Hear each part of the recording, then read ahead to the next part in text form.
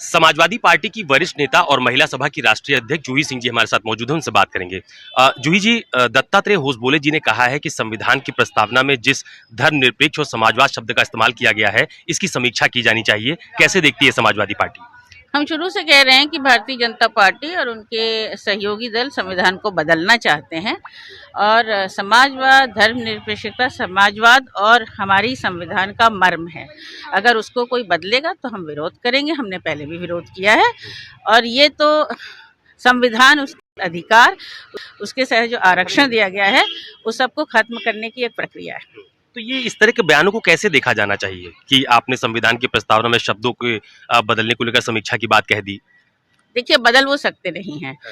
बहुत सारी अन्य समस्याएं हैं भारत में, चाहे वो अर्थव्यवस्था ध्वस्त हो, उत्तर प्रदेश में कल नेता प्रतिपक्ष पे ऊपर हमला हुआ, अराजकता हावी है, इन सब मुद्दों से ध्यान हटाने के लिए ऐसी बात कह देते हैं वो। मतलब तो ये जो बात कही जा रही है, इसकी ये विषय तो नहीं है कि इस पर एक बड़ी बहस छिड़ जाए?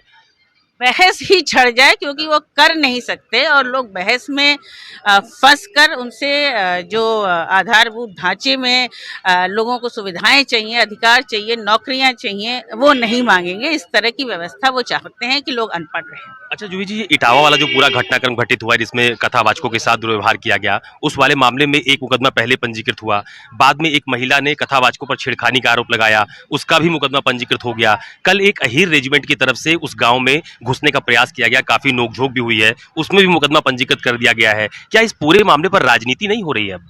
देखिए, राष्ट्रीय अध्यक्ष जी ने कहा है कि इटावा हमारा गढ़ है, वहां पर हमेशा हर वर्ग के लोग सामंजस्य के साथ रहते हैं। जो कथावाचक के साथ हुआ वो बहुत गलत हुआ, वो हमारे संविधान के विरोध में था और उनको बुलाया गया, उनका सम्मान किया गया। समाजवादी पार्टी हर व्यक्ति जो पीड़ित है, जो शोषित है, उसके साथ खड़ा है, उसको राष्ट्रीय अध्यक्ष जी न्याय दिलाएंगे। लेकिन ये भी सही है कि हमने अपनी पार्टी को कहा है कि हम हर जगह आपसी सद्भाव से रहते हैं, उस सद्भाव को हम मेंटेन करके रखें। ये बीजेपी की तरफ से ये सवाल भी उठाया जा रहा है कि जो कथावाचक थे वो एक वर्ग विशेष के थे, इसलिए समाजवादी पार्टी ने उनको बुला के सम्मानित कर दिया। दूसरा वर्ग जो ब्राह्मण वर्ग है, क्या उसको बुलाकर बातचीत नहीं करनी चाहिए समाजवादी पार्टी को?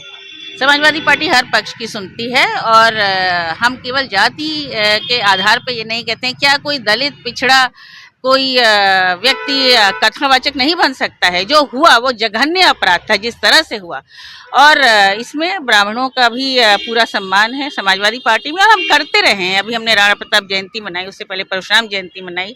हमारे क्या भारतीय जनता पार्टी बताएगी कि नेता प्रतिपक्ष जो हमारे सबसे बड़े ब्राह्मण चेहरे हैं, उन पर अराजक तत्वों ने क्यों प्रहार किया और लाल बिहारी यादव पर क्यों प्रहार किया?